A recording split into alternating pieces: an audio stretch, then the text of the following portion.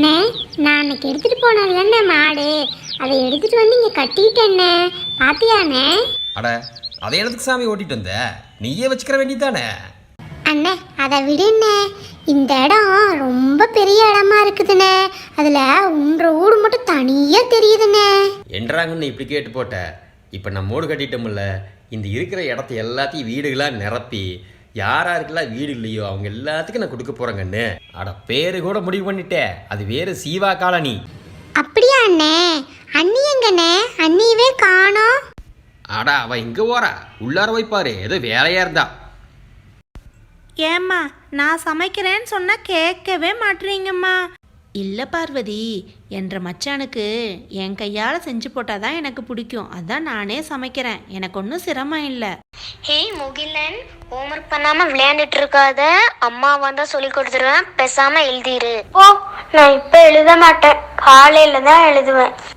ஏய், 2 பேத்துக்கு ஒரு வேலையே இல்லையா? என்ன சண்டை கட்டிட்டு இருக்கீங்க? பேசாம எழுத மாட்டீங்களா? அம்மா எங்க? ஐயோ, வாயாடி வனிதா அத்தை வந்துருச்சு. அண்ணி, அண்ணி, அண்ணாந்து வாக்க ஆலயம் கட்டி பூசை பண்ண பூசாரிய வச்சா தெய்வமே வந்து தீபாரதனை காட்டுச்சான். அந்த போக்கால இருக்குது இவ கதை.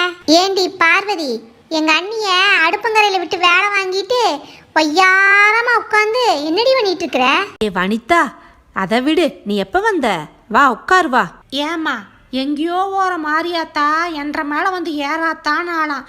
அந்த மாதிரி இருக்கு இந்த வனிதாக்கா சொல்கிற கதை. விடு பார்வதி, எனக்கு தான் தெரியும்ல, நான் பார்த்துக்கிறேன். வனிதா, ஊரில் எல்லாம் நல்லா இருக்காங்களா? அவங்களுக்கு என்ன அண்ணி, எல்லாரும் நல்லா தான் இருக்கிறாங்க. அம்மா அம்மா, முகிலன் ஹோம்ஒர்க்கே பண்ண மாட்டேங்கிறாம்மா. ஏ முகில், காலையில் நீ எந்திரிக்கவே மாட்டடா. 5 நிமிஷம் கழிச்சு எந்திரிக்கிறம்மா, ப்ளீஸ்மா ப்ளீஸ்மான்னு சொல்லிகிட்டே இருப்ப. நீ இப்போவே எழுதிடு. சரிம்மா, நான் இப்ப எழுதிடுறேன். சரி, 2 பேர் போய் ஹோம்ஒர்க் எழுதுங்க போங்க. முகிலன், ஹோம்ஒர்க் எழுது. எழுது முகிலன்.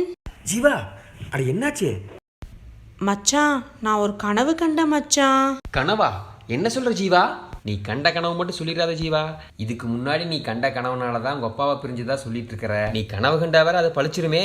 தயவு செய்து என்கிட்ட சொல்லாததையே. அதெல்லாம் இல்லைங்க, இது ரொம்ப நல்ல கனவு. நம்ம பெரிய வீடு வச்சுருக்கோம். அப்புறம் நீங்கள் ஜீவா காலனின்னு ஒரு காலனியே உருவாக்க போகிறீங்களாம். ஓஹோ நானா?